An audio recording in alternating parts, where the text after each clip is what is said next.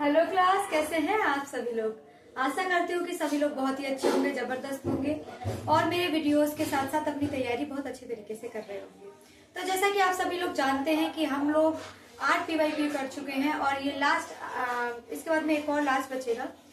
इसमें लगभग आपके बेटा 3 से 4 क्वेश्चन और बाकी हैं। ये क्वेश्चन होने के बाद में 8 वाला PYQ पूरी तरह से खत्म हो जाएगा और हम 9th स्टार्ट करेंगे। और 9 खत्म होने के बाद में हम लोग कहाँ निकल जाएंगे बेटा, सैंपल पेपर की तरफ से निकल जाएंगे। तो आज के सेशन में बेटा कुछ क्वेश्चंस बाकी हैं, वो करते हैं और उसके बाद में इसे भी खत्म करेंगे। तो चलिए स्टार्ट करते हैं। क्या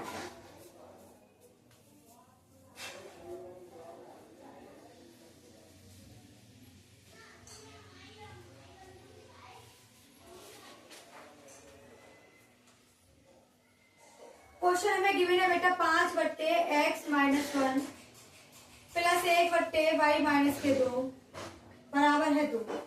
और दूसरा है x-1 माइनस 3/y-2 बराबर 1।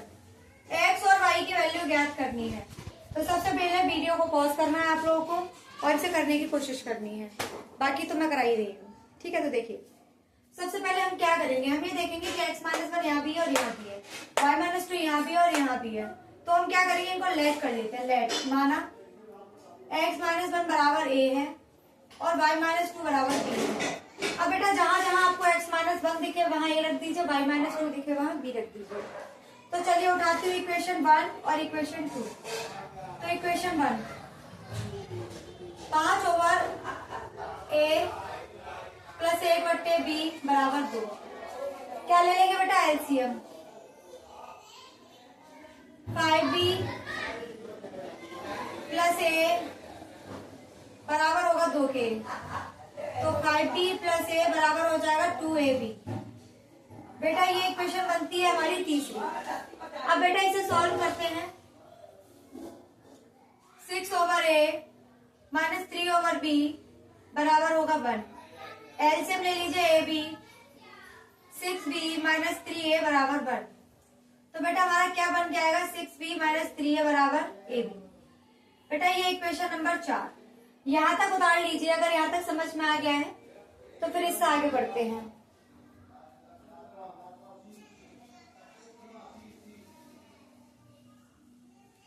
चलिए बच्चों, और आपने इसे उतार लिया तो यहाँ से आगे बढ़ते हैं। इसे मैं हटा रही हूँ।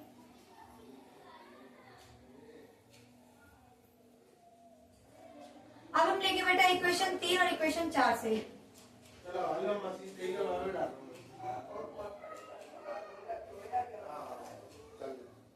तो हमारे पास इक्वेशन 3 क्या है, 5b प्लस a बराबर होगा 2ab और 6b माइनस 3a बराबर होगा ab के। अब हमें बेटा क्या करना है, हमें ये सॉल्व करना है और a और b के मान निकालने हैं। तो मैंने बेटा क्या किया, यहाँ 3 है तो यहाँ भी 3 बना लूं। तो मैंने ऊपर वाले में 3 का मल्टीप्लाई कर दिया। तो 3 पंजे 15 माइनस 3a बराबर 3 दूनी 6ab। यहाँ ये जैसे का जैसा उतार देंगे। ये कैंसिल हो गया। 15 में 6 जोड़ोगे तो बेटा 21b बराबर 6 में 1 जोड़ोगे तो बेटा 7ab। आई होप यहाँ तक समझ में आ जाना चाहिए। ऐसा कुछ नहीं था जो आपको समझ में ना आए। बेटा b से b कैंसिल हो गया और 7 से 21 3 टाइम कैंसिल हो गया। तो a बराबर कितना आ गया बेटा 3।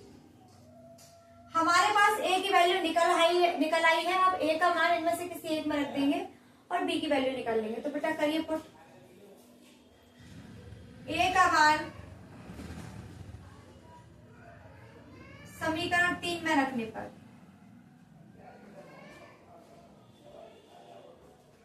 5b प्लस 3 बराबर 2ab। 5b प्लस 3 बराबर यहाँ भी रखिए बेटा तो 6b हो जाएगा। 5b को उस तरफ ले जाइए तो b बराबर कितना आ गया बेटा 3। हमारे पास a की वैल्यू निकल आई, b की वैल्यू निकल आई। अब हमें क्या निकालना है बेटा, x की वैल्यू और y की वैल्यू। तो रख दीजिए बेटा x-1 बराबर a माना था मैंने और ये कितना दे रखा है 3। 1 उधर जाएगा तो कितना हो जाएगा 4। तो x की वैल्यू 4। अब हमें y की निकालनी है। तो y-2 बराबर b माना था एक काम करते हैं, यहाँ निकाल देते हैं। y माइनस 2 बराबर b माना था और b की वैल्यू कितनी आई है बेटा 3, 2 उधर जाएगा तो कितना हो जाएगा 5। तो बेटा ये आपकी आ गई x की वैल्यू और ये आ गई आपकी y की वैल्यू। आई होप आप लोगों को क्वेश्चन समझ में आया होगा कि क्वेश्चन कैसा है। अगर समझ में आ गया है तो अपनी कॉपी पर उतार लीजिए और चलिए आगे नेक्स्ट क्वेश्चन की तरफ बढ़ते हैं।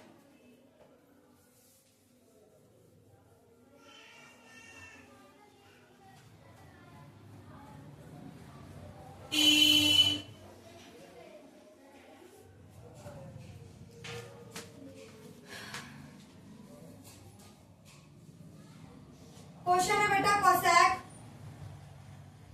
ए बराबर है 2 के, तो 1/10a प्लस साइन ए अपॉन में 1 प्लस कॉस ए की वैल्यू बताइए। हमें बेटा इसका मान निकालना है, तो ये निकालना मैं बेटा आपको पहले भी बता चुकी हूँ, फिर से बता रही हूँ, करिए देखिए कैसे करना है। सबसे पहले हम कोसेक एफ के लिए हम सबसे पहले क्या जानते हैं, लाल बट्टे कस्का, और कोसेक किसका उल्टा होता है बेटा, साइन का उल्टा, तो कर्ण बट्टे आधार, यानी कि कोसेक बराबर होता है कर्ण बट्टे आधार। हमने लगा दिया बेटा कर्ण बट्टे आधार, कर्ण क्या है 2, आधार क्या है 1। अब हमें क्या निकालना है बेटा, लंब, तो बेटा निकाल लीजिए पाइथागोरस प्रमेय से।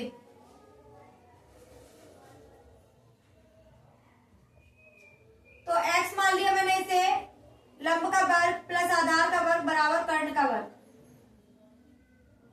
एक्स स्क्वायर प्लस 1 बराबर 4। 1 को उस तरफ ले जाइए बेटा, बेटा जब स्क्वायर हटता है तो उधर क्या चढ़ जाएगा, रूट। तो बेटा इसकी वैल्यू कितनी निकल आई, √3। अब हमें क्या निकालना है बेटा, tan निकाल लीजिए, साइन है और कॉस है, अगर ये पता चल जाते हैं तो आपका आंसर निकल आएगा। तो निकालिए बेटा साइन है किसके बराबर, लंब बट्टे कर्ण, लंब क्या बेटा √3, कर्ण क्या है 2। अब निकालिए tan, बेटा लंब बट्टे आधार, लंब क्या है √3, आधार क्या है 1। अब निकालिए बेटा कॉस ए, और कॉस ए क्या है, आधार बट्टे कर्ण, आधार क्या है 1 और कर्ण क्या है 2। हमारे पास बेटा सारी की सारी वैल्यूज आ चुकी हैं, आपको बस पुट करना है और आंसर निकालना है। तो चलिए बच्चों पुट कर देते हैं, कैसे निकलेगा। tan ए की वैल्यू क्या है √3, साइन ए की वैल्यू क्या है √3 बट्टे 2, कॉस ए की वैल्यू क्या है 1/2। सॉल्व कीजिए, इसका एलसीएम लीजिए बेटा, बेटा ये ऊपर और ये नीचे, तो √3 इंटू 2 बट्टे 2 और 1 3 इंटू 2, 2 से 2 कैंसिल, √3 से √3 बार कट जाएगा बेटा, 1/√3 प्लस 1/√3। इसका एलसीएम लोगे तो बेटा आपका आंसर आएगा 2 बट्टे √3। यही क्या होगा बेटा आप लोगों का आंसर होगा। आई होप क्वेश्चन समझ में आया होगा, ऐसा कुछ टफ नहीं था, क्वेश्चन बहुत ही आसान सा क्वेश्चन था, कर लीजिए। अगर ये क्वेश्चन समझ में आ गया है तो चलिए नेक्स्ट क्वेश्चन की तरफ बढ़ते हैं। नेक्स्ट क्वेश्चन क्या है,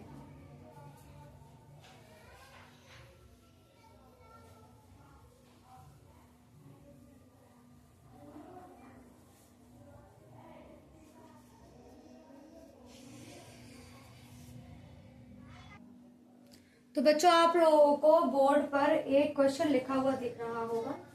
सबसे पहले आप लोगों को क्या करना है, इस क्वेश्चन को पढ़ना है और पढ़ने के बाद में इसे सॉल्व करने की कोशिश करनी है। आई होप आप लोग इस क्वेश्चन को आराम से बना पाएंगे। तो देखिए क्वेश्चन क्या है, क्वेश्चन है कि 12 सेंटीमीटर की त्रिज्या वाले बेलनाकार टब में 20 सेंटीमीटर गहराई तक पानी भरा है। सबसे पहले एक बना हुआ है बेलन, तो बेटा हम एक सिलेंडर बना लेंगे ऐसे करके। उसने बोला इसकी त्रिज्या जो है बेटा 12 सेंटीमीटर है और उसने बोला है कि इसमें 20 सेंटीमीटर गहराई तक पानी भरा है। मैंने मान लिया कि आता 20 सेंटीमीटर तक।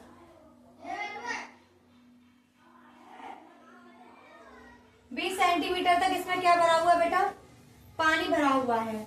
उसने बोला है कि इसमें एक लोहे की गेंद डाल देते हैं, इसमें एक लोहे की गेंद डाल दी जाती है जिससे जो टब का पानी है वो ऊपर आ जाता है। बेटा मान लो मैंने यहाँ पर एक लोहे की गेंद डाल दी, क्या डाल दी, लोहे की गेंद डाल दी। तो इसका जो पानी है वो कहाँ आ गया बेटा, यहाँ आ गया। 6.75 बेटा ऊपर बढ़ गया, यहाँ 20 तक था और यहाँ पे आया 6.75, यानी कि टोटल कितना हो गया 26.75। ठीक है, उसने बोला है कि टुकड़े की त्रिज्या ज्ञात कीजिए। जो हमारे पास ये पड़ा हुआ है ना गोला, इसकी त्रिज्या पता करनी है। तो बेटा इसकी त्रिज्या हम कैसे पता करेंगे, देखिए सबसे पहले जो हमने 20 सेंटीमीटर तक जो पानी भरा हुआ है, पहले इसका आयतन, और फिर जो हमारा 26 हुआ है उसका आयतन, ये दोनों आयतन क्या हो जाएंगे बेटा, आपस में बराबर हो जाएंगे। और जो ये आयतन है, जो ये बड़ा हुआ आयतन है, वो किसकी वजह से बड़ा है बेटा, एक गोला डालने की वजह से बड़ा है।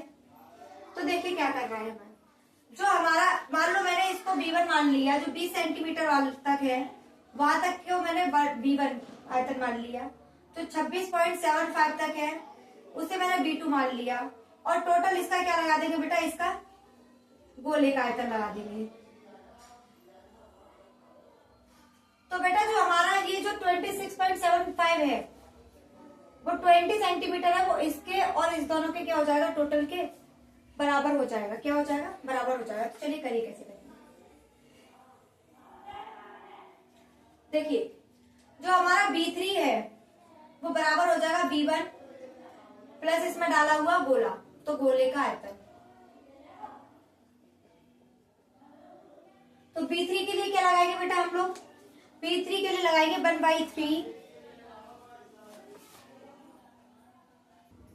चलिए बच्चे तो लगाइए, B3 क्या लगाएंगे बेटा, पाई R3 स्क्वायर H3 बराबर B1 के लिए लगाएंगे बेटा पाई R1 स्क्वायर H1 प्लस बेटा गोले का आयतन जो होता है 4/3 पाई R, इसे क्या मान ले 2, ठीक है, R2 क्यूब।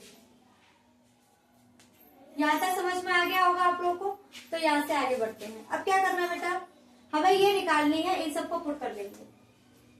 मैंने पाई पूरे में से कॉमन लेके काट दिया, तो मेरा बचता है R3 स्क्वायर H3 बराबर होगा R1 square H1 plus 4/3 R2 square 3। बेटा R की वैल्यू हमें गिवन है 12, तो हम 12 लगाएंगे, 12 का स्क्वायर। बेटा H3 कितना है बेटा 26.75, R1 कितना है बेटा हमारा 12, H1 कितना है 20, और ये हमें क्या बेटा निकालना है, R2 क्या निकालना है, R2 हमें निकालना है। सॉल्व कर लीजिए बेटा, 144 26.75 144 इंटू 20 प्लस 4/3 R2 क्यूब। मैंने क्या किया, पूरे में 4 से डिवाइड लगा दिया। बेटा 4 से डिवाइड लगाइए, 4 दिया 12 4 24 26.75 बराबर 36 गुणा 20 प्लस 1/3 R2 क्यूब। अब क्या करेंगे बेटा, हम इसको इधर ले आएंगे, इसको इधर ले आएंगे। मैं जरा इसे हटाती हूँ यहाँ से।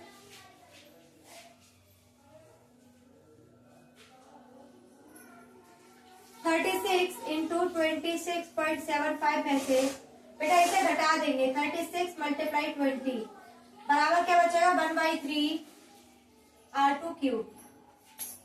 बेटा मैंने इसमें से क्या किया, 36 कॉमन ले लिया, और 36 कॉमन लिया तो 26.75 बचता है, माइनस का 20 बराबर 1/3 R2 क्यूब। तो बेटा बचा क्या मेरा 6.75, ठीक है, ये बच गया हमारा। चलिए बच्चों अब क्या करेंगे हम लोग, 3 का मल्टीप्लाई करते इस टोटल का मल्टीप्लाई कर लेते हैं।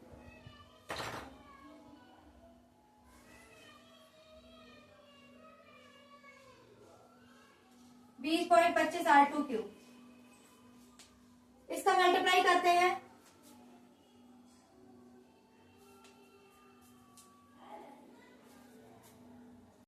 बच्चों समझ में आ गया होगा कि क्या करना था।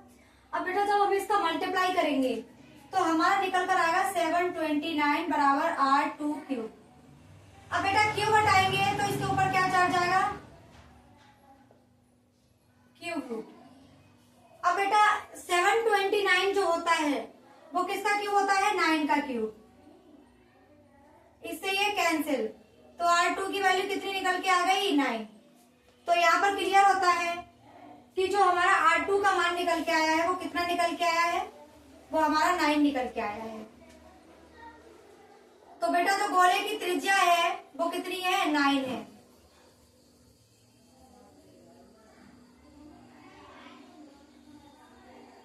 आई होप आप लोग को ये क्वेश्चन समझ में आ गया होगा। ऐसा कुछ था भी नहीं इस क्वेश्चन में जो समझ में ना आए। अगर ये क्वेश्चन समझ में आ गया है तो बेटा इसका लास्ट क्वेश्चन है जो मैं कराने वाली हूँ आप लोग को। चलिए इसे हटा देते हैं।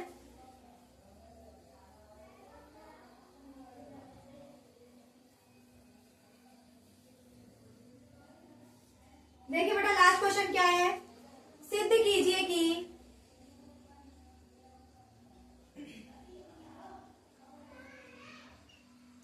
किसी वृत्त की दो समांतर रेखाएं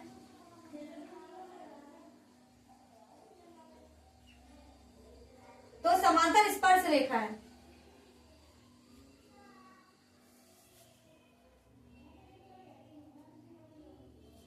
के स्पर्श बिंदुओं को मिलाने वाली रेखा उस केंद्र से होकर जाती है।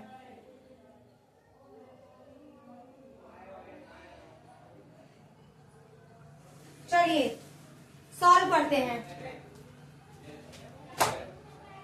देखिए क्वेश्चन क्या है?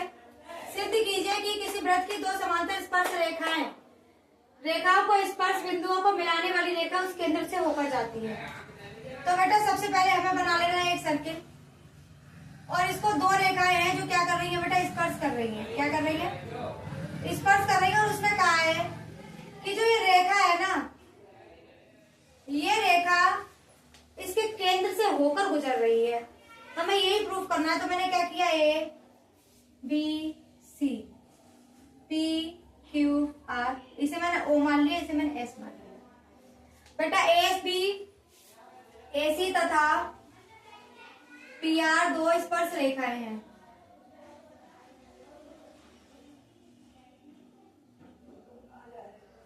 O क्या है बेटा? इसका O केंद्र है। तब ABO तथा PQR में सबसे पहले बेटा इसमें उठाते हैं। इसमें देखते हैं कि angle ABO plus angle BOS बराबर होगा 180 के। किसके? 180 के। लेकिन आप जानते हैं कि स्पर्श रेखा पर डाला गया लंब हमेशा 90 डिग्री का होता है। कितना होता है बेटा? 90 डिग्री का होता है। तो बेटा हमारा जो ये वाला एंगल है वो कितना हो जाएगा? 90 डिग्री। तो एंगल BOS कितना निकल के आएगा बेटा? 90। अब इसी तरह से बेटा हम ये निकालेंगे। तो angle PQO plus angle QOS बराबर है 180 के। तो सेम बेटा यहाँ से भी होगा PQO। यहाँ पर जो एंगल बनेगा वो बेटा 90 डिग्री का बनेगा। तो 90 डिग्री प्लस QOS बराबर होगा 180 के। तो QOS कितना आ गया बेटा? 90 डिग्री के। अब ये क्लियर होता है कि ये एंगल इसके बराबर है और ये एंगल इसके बराबर है। तो आपका जो OB होगा वो OQ के बराबर होगा। क्यों? क्योंकि क्या है बेटा? त्रिज्या है।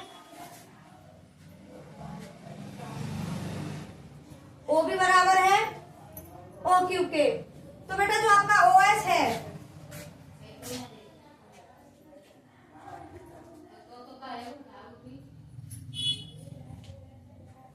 ABO प्लस PQO के बराबर होगा। एंगल PQO को सिद्ध होता है कि जो ये रेखा है वो केंद्र से होकर गुजरती है। तो आई होप आप लोगों को यहाँ तक समझ में आया होगा।